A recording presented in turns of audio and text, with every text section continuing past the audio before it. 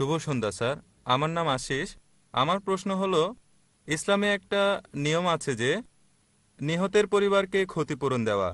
নিহতের পরিবারকে ক্ষতিপূরণ দিয়ে অভিযোগকারীকে অভিযোগ থেকে মুক্ত করা, এর পিছনে যুক্তিটা কি?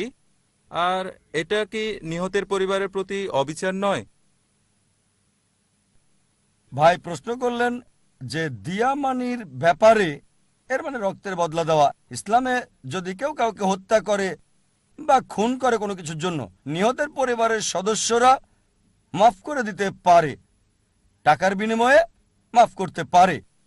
আর এই বিষয়টা হচ্ছে, ধরেন কেউ গাড়ি চালাচ্ছে অথবা রাস্তায় হাঁটছে, তখন সমস্যা হয়ে গেছে, বা দুর্ঘটনায় কেউ মারা গেলে, এক্ষেত্রে অসতর্ক অবস্থায় হয়েছে, তারপরও ধরেন ডাক্তার অপারেশন করছে আর অসতর্কতার বিষয়টা ধরা পড়ল, রোগী মারা গেল, ইসলামিক আইন মৃত্যুদণ্ড। কিন্তু মৃত ব্যক্তির আত্মীয়রা যদি বলে যে ঠিক আছে, ডাক্তার ভালো ছিল, সে আসলে আমাদের সন্তানকে হত্যা করেনি, আমি তাকে মাফ করলাম, তাহলে রোগীর জীবন বাঁচাতে গিয়ে যদি কিছু হয়ে যায়, সে মুক্তি পেয়ে যাবে। কিন্তু যদি অসতর্কতায় কিছু হয় আর লোকটা মারা যায়, তাহলে মৃত্যুদণ্ড, কারণ এটা তার দোষ।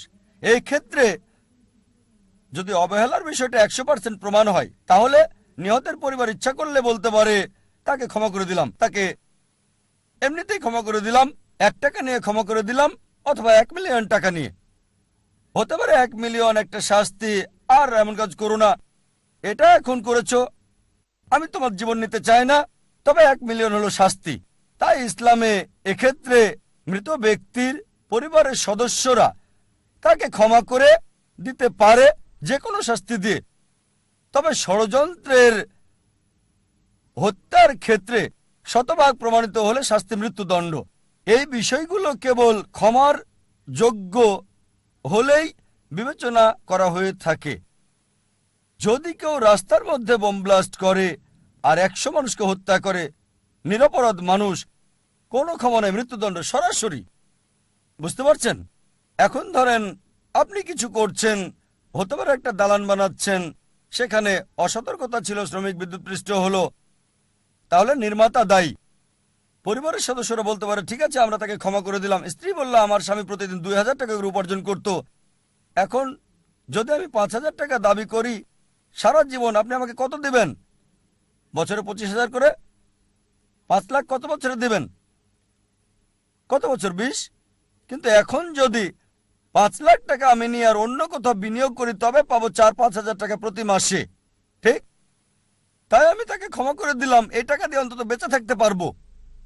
এই দৃষ্টিকোণ থেকে অনেক বিষয় রয়েছে, এটা একমাত্র কারণ না।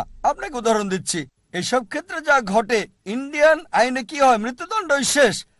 কিন্তু স্বামী তো মরে গেছে, এখন তার কি হবে? সরকার দেখাশোনা করবে? উপার্জনকারীর মৃত্যু হয়েছে, স্ত্রী সন্তান রাস্তায় নেমে গেছে, সরকার সাহায্য করে না।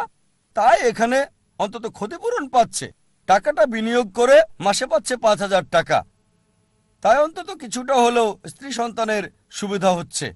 সম্পূর্ণ ক্ষতি হয়তো পূরণ হবে না, অনেক ক্ষেত্রে মাফ করে দিতে পারে কোনো টাকা নেওয়া ছাড়াই। এজন্য ইসলাম বিভিন্ন অবস্থার অনুমতি দিয়েছে যাতে মানুষের কল্যাণ হয়। আশা করি উত্তরটা পেয়েছেন।